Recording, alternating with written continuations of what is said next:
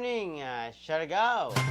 Maayong buntag kaninyong tanan, maayong buntag sa tanan nato nga kalungsuran nga sakop sa isla sa Siargao. Maayong buntag po.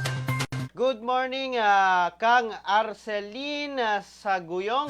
Good morning po, magandang umaga. Good morning. Good morning, Kang Charles Ken Mantilla. Good morning, Siargao daw. Good morning. Happy viewing po. Salamat. Good morning sa atong mga kalungsuran. Ilabi na sa Dapa, San Isidro del Carmen, San Benito, Pilar, Santa Monica, Burgos, og General Luna, og sa Socorro. Maayong buntag kaninyong tanan mga ka-Siargao. Good morning po. Good morning usab sa atong mga frontliners din nga padayon ang ilang efforts para makahatod kanato sa convenience ilabi na sa serbisyo nga ilang gihatag alang na kanatong katawhang Pilipino. Good morning po, happy viewing. Good morning usab sa atong mga kalungsuran nga sakop o probinsya nga silingan mga ka-Siargao sa Agusan del Sur, Agusan del Norte, Surigao del Sur, o sa Dinagat Island. Maayong buntag kaninyong tanan. Good morning po. Good morning. Good morning usab sa ato nga mga nag-react din na sa atong live stream. Kang Arcelin Saguyog o Charles Ken Mantilla. Good morning po. Salamat sa inyong suporta. Maayong buntag po. I'm listening here, Esperanza Medical Community Hospital. Good morning, Arcelin. Salamat. Ilabi na sa taga Esperanza Medicare Community. Good morning po. Ang nag-alagad karon sa inyong live stream mga ka-Siargao, Kuya G mga ka-Siargao. Good morning po. Happy viewing kaninyong tanan. Good morning usab sa atong mga viewers nga padayon ang suporta. Magandang umaga po. Good morning kaninyong tanan. Salamat. Dili na ta maglangan mga ka-Siargao. Atong pagasayron karon ang kahimtang sa lakat sa atong panahon.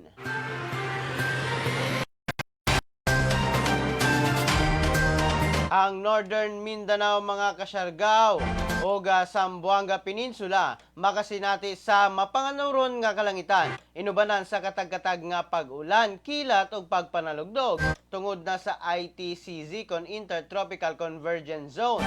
Ang ubang parte sa Mindanao makasinati sa panalagsang pagdag-om ngadto na sa madag-umon nga kalangitan inubanan sa patak-patak nga pag-ulan, kilat ug pagpanalugdog tungod sa localized thunderstorms kun ITCZ. Hinay nga hangin ang magagikan sa silangan ngadto na sa variable nga direksyon ug hapsay ang pagbalod sa atong mga kadagatan mga ka-Siargao. Atong makita sa atong screen nga adunay pag-ulan sa ubang bahin sa Mindanao apan sa ato aduna lamay kining patak-patak nga pag-ulan mga ka-Siargao. Ang haring adlaw ni subang ganinang alas 5:33 mga ka-Siargao sa buntag. Og mosalop kini unya alas 6:04 na sa gabi mga ka-Siargao. Mao kana ang latest updates nato may tungod na sa atong lakat sa panahon mga ka-Siargao. Dili na ta usab maglangan mga ka-Siargao. Atong pagsayron ang mga pinakaunang balita dinhina sa atong programa Siargao TV News. LGU Dapa padayon ang pagpang-apod-apod sa relief packs alang sa mga dapanon.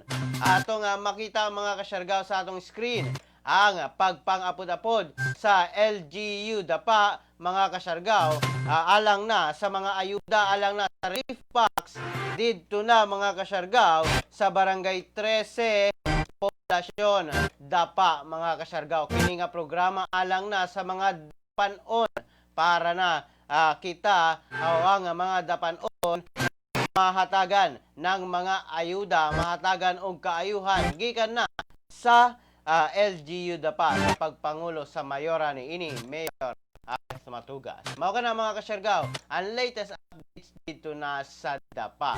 Samtang alcohol gipang apod-apod sa tanang lungsod sa Siargao.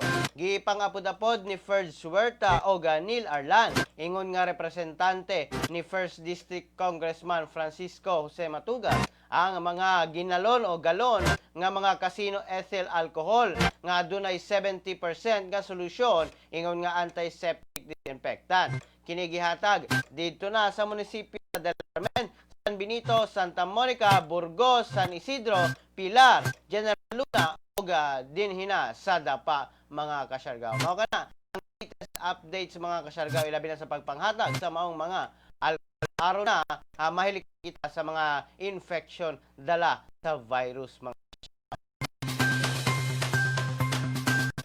Good morning ka natong tanan. Good morning tanan mga kasyargaw. Happy viewing po.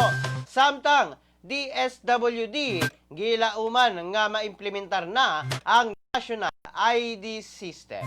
Gilauman sa Department of Social Welfare and Development ang National ID aron mas mapaayo pa ang pagpang-apod-apod sa mga ayuda. Ang dugang detalye ni ini gikan mismo ni DSWD Secretary Rolando Bautista. Ngayon lang naman natin, no, lalo na ang departamento, naranasan ang ganitong uri ng pandemya. Kung kaya may mga natutunan tayo sa pagtupad ng ating mandato sa panahon ng matinding krisis na ito. Isa na rito ang importansya ng maayos na koordinasyon sa ating mga kapwa-ahensya ng gobyerno na susi sa pagbibigay ng agarang aksyon at tulong sa mga benepisaryo ng programa. Nakita rin natin ang importansya ng pagkakaroon ng accessible at available na datos ng ating mga kababayan na makakatulong sa pagpapatupad ng iba't ibang social protection programs. Dito mas napaigting ang ating pangangailangan para sa isang national ID system na tutulong sa pagbuo ng isang database ng mga Pilipino. Ang pambansang ID ay makakatulong sa wastong pagkakakilanlan sa ating mga benepisyaryo. Magtatatag ito ng sistema ng targeting at tutulong sa pagtukoy sa mga vulnerableng grupo na kinakailangang mahatiran ng nararapat na tulong.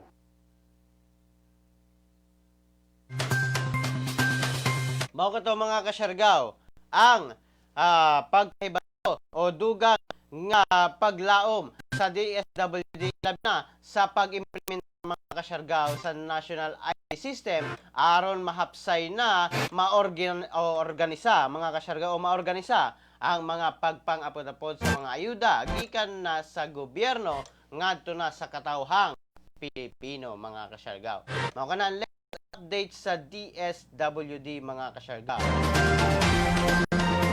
Good morning kang Marky Pacon, Marajaw na buntag Siargao gikan na kanimo. Salamat Marky Pacon. Salamat po sa inyong suporta. Good morning usab kang Delton Villalba. Good morning. Happy viewing kaninyong tanan. Salamat po. Og sa atong mga viewers din ha. Salamat maayong buntag. Maayong buntag usab sa atong mga ni-react sa atong live stream karon. Good morning kang Joske Hano o kang Pertex Dolar. Good morning. Happy viewing po. Salamat. Shout out kaninyong tanan mga kasyargaw. Samtang sa laing bahin sa atong mga balita, 32 anyos nga drug personality sikop sa Surigao City Police. Niadtong July 23, 2020, alas 6:20 sa gabi, ang hiniusang elemento sa Drug Enforcement Unit sa Surigao City sa pagdumala ni Police Lieutenant Colonel Christian Raffles II uban sa PIDEA Regional Office 13 og PIDEA Surigao del Norte nga gipanguluhan ni Agent Eugene P. Solomon. May pahigayon og bypass operation dito na sa atbang sa SSCT og UCCP KNS Narciso na sikop sa maong operasyon sa si Richard Lino Lumpay, 32 anyos, residente sa Paradise, Surigao City. Nakuha sa posisyon sa suspect ang usa ka plastic sachet nga gidudahang shabu nga gipalit sa pusher buyer gikan na sa suspetsyado nga adunay gibana-banang kabugaton nga 0.05 grams nga adunay dangerous drugs board value nga 590 pesos mga kasyargaw. Nakuha usab ang usa ka genuine nga 500 pesos nga mark money, usa ka red Oppo cellular phone og tulo ka plastic sachet sa gidudahang shabu nga adunay gibana-banang kabugaton nga 0.15 gramos nga adunay dangerous drug board value nga 1,770 pesos mga kasyargaw. Kasong pagsupak sa Republic Act 9165 kung Dangerous Drug Act of 2002 ang giatubang karon sa maong suspect. Mao kana ang latest updates dito na sa Surigao City mga kasyargaw. Samtang sa laing sa atong mga balita, proyekto sa First SDN PMC pinaagi sa kapwa ko sagot ko nahuman na mga kasyargaw ang gihimong balay sa atong kapulisan alang na sa benepisyaryo ni ini nga si Francis Hamoya nga taga Barangay Tugbungon, Surigao City. Nga benepisyaryo sa kapwa sagot ko program sa First Surigao del Norte Provincial Mobile Force Company kon First SDN PMC inlalom sa pagdumala ni Police Major Rodolfo D. Cadiz Jr. ang Force Commander. Kung makita sa atong screen mga kasyargaw, ang maong balay nga gihatag mismo o gimugna sa nga kapulisan alang na sa benepisyaryo ni ini nga si Francis Hamoya nga taga Barangay Tugbungon. Mao kana mga kasyargaw ang latest updates ilabi na sa atong mga kapulisan, ilabi na sa ilang mga gihimo na mga lakang gihimo na mga kaayuhan dinha na sa komunidad mga kasyargaw. Samtang sa laing bahin sa atong mga balita, tabang sa mga OFW gisiguro sa National Reintegration Center.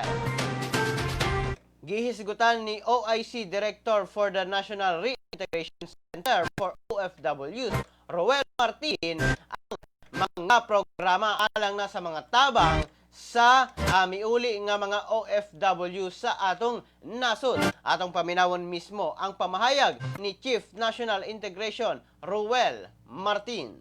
Meron din ho tayong mga loan assistance program na binibigay. Kasama po natin dito ang Land Bank of the Philippines na nag-o-offer sa kanila ng loan assistance kung sakasakaling meron silang naiisip na negosyo at kailangan nila ng dagdag na kapital ay pwede ho silang lumapit sa mga regional welfare offices po natin para matulungan po sila sa paggawa ng project proposal and at the same time ma-assist sila sa pag-submit dito sa and pag-assess ng Land Bank of the Philippines. Ang training po ay entrepreneurship training ay isang aspeto na po pwede pa rin po nilang ma-avail. Marami hong ahensya ng gobyerno na tumutulong po sa atin dito, gagaya ng DTI, ang TESDA, para naman mabigyan pa rin ng training ang ating mga migranteng manggagawa na nag-decide na permanent dito sa ating bansa. Mao kana mga kasyargaw ang pamahayag og ang mga detalye mahitungod na sa maong mga livelihood programs nga nag-atubang o nag-atang sa mga atong mga OFW sila binasa nga mobalik din hina sa nasod Pilipinas. Kay gisiguro man kini sa National Reintegration Center sa pagpangulo ni Roel Martin, ang Chief National Integration mga kasyargaw Officer o Chief mga kasyargaw maong mga programa mga kasyargaw. Samtang baktin giapod-apod sa Surigao del Norte PPO atol sa programa ni ini nga Project Baktin. Isip selebrasyon mga kasyargaw sa ika-25th Police Community Relations Month sa kapulisan. Ang personahe sa Surigao del Norte Police Provincial Office Police Community Affairs o Development Branch nga gipanguluhan ni Police Major Shalom Faye Cornelio mi pahigayon og piglet dispersal nga naguluhan nga Project Baktin. Kini usa ka community-based livelihood og usab pagpahigayon sa anti-criminality og anti-insurgency program sa Surigao del Norte Police Provincial Office. Ang nahatagan niini mao si Elvis Dagarag sa Barangay Trinidad, Surigao City, mga kasyargaw. Mao kana ang latest updates usab sa atong mga kapulisan, labi na sa proyekto sa atong kapulisan sa community relations, mga kasyargaw. Samtang mga kasyargaw, duha ka bag-ong sakyanan sa syudad sa Surigao gibindisyonan. Gipahigayon na ang pagbindisyon sa duha ka bag-ong dump truck sa syudad sa Surigao. Ang mga pagbindisyon ipangunahan ni Reverend Father Johannes Dua Danibao, SVD. Duha ka sakyanan mao ang gamiton sa Solid Waste Management Program sa syudad sa Surigao. Tuyo og tumong sa pagbindisyon niini mao ang pagpahinungod sa maayo og sakto nga paggamit sa mga dump trucks sa pagkolekta sa mga basura sa syudad sa Surigao ug pagpalayo na sa mga kakulian. Mao kana ang latest updates, mga kasyargaw, didto na sa syudad sa Surigao. Adunay mga bag-ong dump trucks nga ilang mga gibindisyonan, mga kasyargaw. Samtang sa laing bahin sa atong mga balita, Task Force Davao nakaaresto na og 127 nga mga drug personalities. Atol sa interview sa Laging Handa briefing, gikabutyag sa Task Force Davao kung TFD nga sugod pa niadtong Enero tuig 2019 ito na og 127 ka drug personalities sa mga checkpoint. Dugang ngayon nahimo kini nga walay namatay og aligasyon nga misupak sa tawhanong katungod. Atong paminahon, mga kasyargaw, ang dugang detalye ni TFD Commander Colonel Consolito Yecha. Napakahirap mag-implement ng security measures ngayon sapagkat with the use of face mask, mahirap ang identification of individuals sa mga checkpoints. Pangalawa, dahil sa pandemic, yung mga forces natin ay nahati na ngayon yung atensyon. Hindi lang yung pag-implement ng security measures, we are also implementing or imposing safety measures to protect the people from the effect of COVID-19. However, dahil nga sa hard work and commitment ng ating mga sundalo at kafgu sa mga checkpoints, nanatiling ligtas ang Davao City, wala namang nakapasok na mga IEDs. Pangalawa, on our campaign against illegal drugs, we are happy to report that we continue to support the anti-drug campaign of our President to make the future of our Davaoenos better. Ang na-apprehend na ng task force for 18 months since January 1 last year. Nakapag-apprehend tayo ng 127 individuals sa checkpoint lang for the drugs amounting to 14.5 million. At ang maganda nito ay we accomplished this with zero fatality. Ang ibig sabihin ay kayang-kaya pala nating mag-neutralize ng more than 120 individuals na walang mamamatay sa checkpoint. And we are also proud to inform you that na-accomplish natin ito with zero allegations of human rights violations. Mayong butag, mga kasyargaw, mao kana ang pamahayag, mga kasyargaw, ni TFD Commander Colonel Consolito Yecha o Yeka, mga kasyargaw, may tungod na sa mga drug personalities nga nadakpan na sa Task Force Davao, mga kasyargaw. Good morning, Erica Plazaras. Good morning, shout out ako sa ako nanay na mata na pag-zumba na. Nay, pag-zumba na, gikan na kang Erica Plazaras. Good morning po, shout out kaninyong tanan, ilabi na sa pamilya ni Erica Plazaras. Good morning.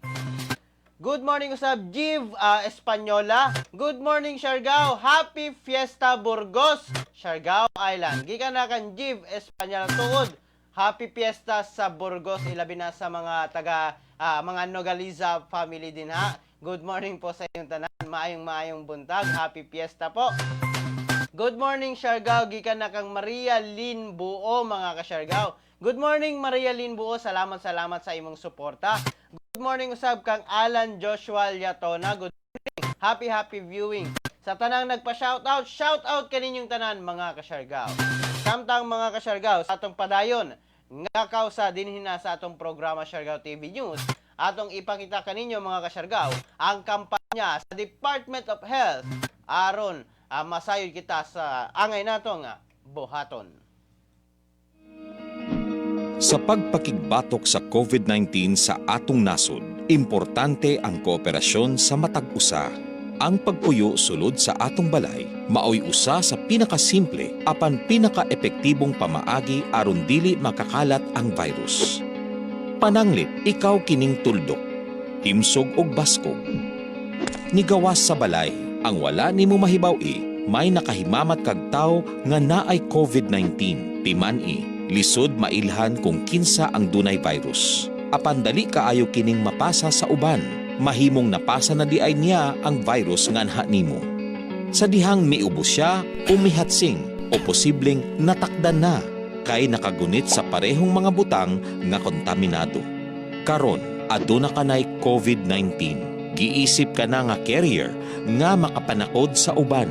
Kay basin mulutaw paglabay pa sa pipila ka adlaw ang sintomas sama sa ubo, sipon, paglisod o ginhawa ug hilanan. Mahimo pud nga wala kay gibating sintomas. Apan makapanakod gihapon ka pag uli nimo sa balay, mahimong makapanakod ka sa imong pamilya. Apil na ang imong lolo ug lola o mga ginikanan nimo nga may edad na.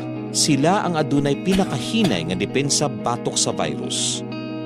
Ang adunay sakit sa kasing-kasing, diabetes, high blood ug uban pang pre-existing conditions ug ang mga mabdos, hinay ug ang pagbatok sa COVID-19.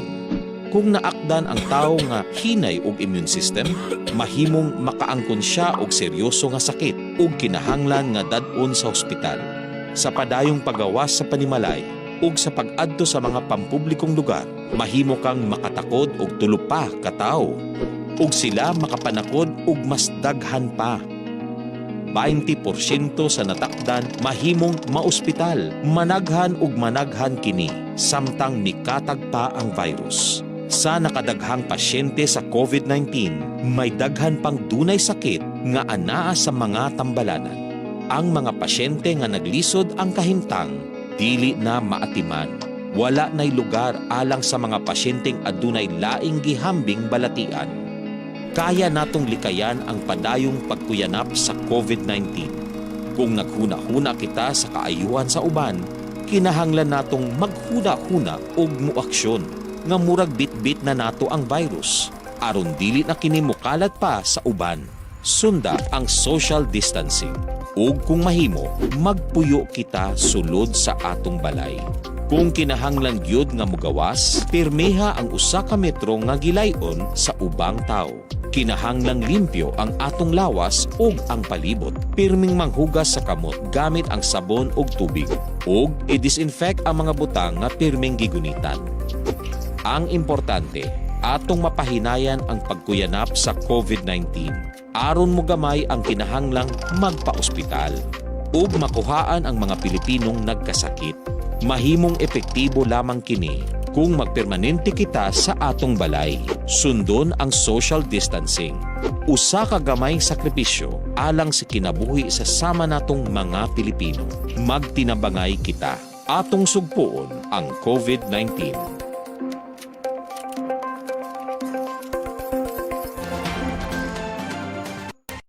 Mga kasyargaw, ang atong kampanya usab sa Siargao TV News o sa Siargao TV mga kasyargaw. Ang pagpakita kaninyo sa mga angin natong buhaton o mga pahibalo sa Department of Health ilabi na naata karon sa COVID-19 pandemic. Good morning Siargao, shout out ko sa ako Lola Erna Sinday sa Iladya. I love you Nay. Gikan na kang LK Sinday. Good morning LK Sinday. Good morning kang Lola Ernie Sinday. Erna Sinday. Good morning. Happy viewing. Happy viewing po. Salamat sa inyong suporta. Shout out kaninyong tanan. Salamat po. Happy viewing kaninyong tanan. Mga kasyargaw. Samtang mga kasyargaw sa pinakaulahing bahin sa atong mga balita. COVID-19 cases sa atong nasod miabot na sa 76,444. Ang active case ana sa 50,063. Mihatag mga kasyargaw kagahapong adlaw ang Department of Health mahitugod na sa latest numbers of COVID-19 confirmed cases sa atong nasod. Pinaagi na ni DOH Undersecretary Dr. Maria Rosario Vergerie. Atong pagatanawon mga kasyargaw ang maong updates. Para naman po sa ating case updates ngayong araw na ito, makikita po sa inyong mga screens na mula po sa laboratory submissions kahapon na na-validate as of 4 p.m. today, July 24, ang ating active cases ay 50,063. At ang total confirmed cases ay 76,444. Kung saan ang nadagdag sa araw na ito ay 2,103 cases. Sa mga newly reported cases, meron tayong 1,029 fresh cases at 1,074 late cases. Ang mga kasong inulat natin ngayong araw ay mula sa laboratory submissions ng 78 out of 90 licensed laboratories. Sa mga datos ng nakaraang araw, meron po tayong 144 na recoveries na nakita at nai-report, kaya't ang total recoveries po natin ay 24,502. Sa deaths naman po ay may 15 pong bagong additional deaths reported. Kaya sa kasalukuyan po, nasa 1,879 ang total deaths na ating naitatala. Ang ating case fatality rate today ay nasa 2.46%. Sa 15 deaths na ito, ang 11 or 73% ay nangyari ngayong July, ang 3 or 20% ay nangyari noong June, at ang isa ay nangyari noong Abril. Sa 11 deaths na nangyari ngayong July, makikita po natin dito sa graph kung saang mga araw sila po umanaw ngayong buwan ng Hulyo. Ang 13 po na deaths ay mula sa Region 7, isa po mula sa Region 3, at isa rin po mula sa Region 6. Ayon din po sa ating datos, ang age range ng mga namatay ay nasa 48 to 86 years old. Ang 9 sa deaths na ito o 60% ay nasa 60 years old and above. Kaya naman po inuulit namin sa ating elderly population, ang ating mga magulang, ang ating mga lolo at lola, na lalo po tayo maging mas maingat ngayong panahon ng pandemya. At patuloy po naming pinapaalalahanan ng lahat na mag-ingat. Hindi po biro ang sakit na ito, hindi po kumikilala ng edad o katayuan sa buhay. Kaya lahat po tayo ay dapat mag-iingat. Nasa kamay po natin ang kaligtasan natin.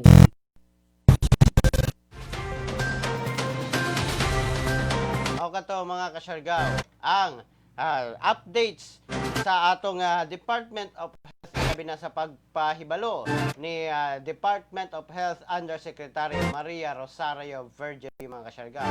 Sa mga ihap o mga pahinumdum sa Department of Health alang na kanato mga kasyargaw. Samtang mga kasyargaw sa atong update sa Surigao del Norte sa COVID-19 monitoring report sa atong probinsya mga kasyargaw.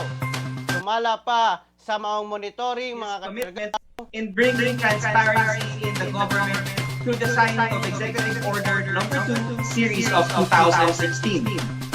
Apat na taon na pong pirma. Sa atong COVID-19 monitoring report mga kasyargaw, atong makita sa atong screen nga ang suspected cases as of July 24, 2020 mga kasyargaw, as of July 24, 2020, ang suspected cases nato mga kasyargaw naa na sa 22 kabuok, ang probable cases 35, ang persons under monitoring 1,384, samtang ang mga Surigao noon nga ni-graduate na gikan sa pag-quarantine 9,874, samtang ang tested positive sa rapid antibody test 199, ang tested positive alang na sa RT-PCR confirmed case niabot na sa 75, ug ang naka-recover mga kasyargaw, good news kini, 63 na kabuok mga kasyargaw. Mao kana ang latest na monitoring report sa Surigao del Norte mga kasyargaw. Good morning! Shout out ako sa mga taga-Dapa Public Market. Diyan kami nag-ihaw ng baka. Hanapan lamang si Uncle Eking. Barato ra. Pres. Karira lamang mga taga-Dapa. Mga taga-Dapanon. Salamat, DJ. Kuya G, ang akong pangalan, mga kasyargaw. Gikan na kang Erica Plazaras. Good morning, Erica Plazaras. Good morning, sa tanang taga-Dapa Public Market. Ilabi na sa nag-ihaw karon ng baka, Uncle Eking, mga kasyargaw. Kung gusto ninyo ng barato o presko na mga karne sa baka, bisitahan lamang si Uncle Eking nga naa sa Dapa Public Market. Good morning kaninyong tanan. Free advertise. Good morning mga kasyargaw. Salamat kaninyong tanan. Salamat usab sa atong mga ni-react din hina sa atong programa Siargao TV News ato pagabasahon ang inyong mga pangalan. Aracelis Guyong, good morning. Maria Rosario Biluan, good morning. Erica Plazaras, good morning. CJ Himaw, good morning. Joske Quijano, good morning po. Maria Cleo Ferrado, good morning. Christian Darrell Hermina, good morning. Norman Millanes Ibarle, good morning. Lovelyn Ladjagonong Seclon, good morning. LK Sinday, good morning. Emmanuel Lopez, good morning. Vixel BC, good morning. Pertrex Dular, good morning. Og Charles Ken Mantirilla, good morning. Mayong buntag po kaninyong tanan. Salamat sa inyong suporta. Dinhi na lamang ko kutob mga kasyargaw. Hangtod sa sunod nato nga panag-uban dinhi na sa atong programa Siargao TV News, ang atong programa mga kasyargaw. Lunes hangtod na sa Sabado alas 6 sa buntag para na maghatag kaninyo sa mga latest information, latest na mga balita sa isla sa Siargao, probinsya Surigao del Norte, rehiyon sa Canada o sa tibuok nasod Pilipinas, kay abot man kita Luzon, Visayas ug Mindanao mga kasyargaw. Di nila man kukutob kini nyo nagalagad sa live stream karong buntaga mga kasyargaw. Kuya G, muingon kaninyong tanan mga kasyargaw.